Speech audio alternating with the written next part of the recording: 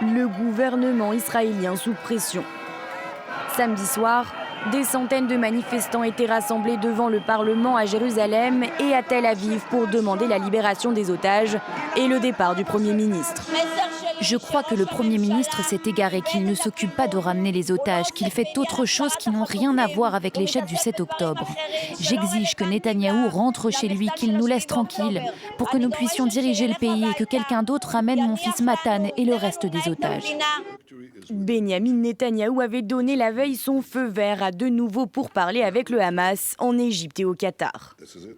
Selon l'agence Reuters, ce nouveau cycle de négociations se baserait sur une suspension de l'offensive israélienne à Gaza de 6 semaines et la libération de 40 des 130 otages toujours aux mains du Hamas, en échange de la libération de plusieurs centaines de prisonniers palestiniens.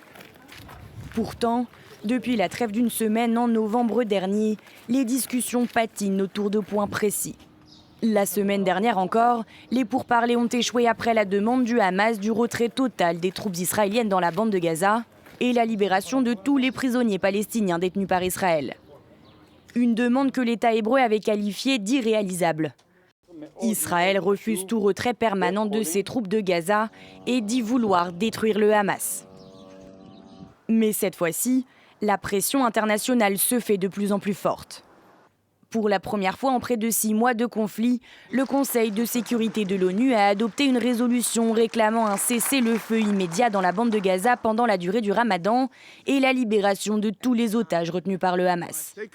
Un revers pour Israël, puisque l'allié américain s'est abstenu de voter pour permettre l'adoption de cette résolution.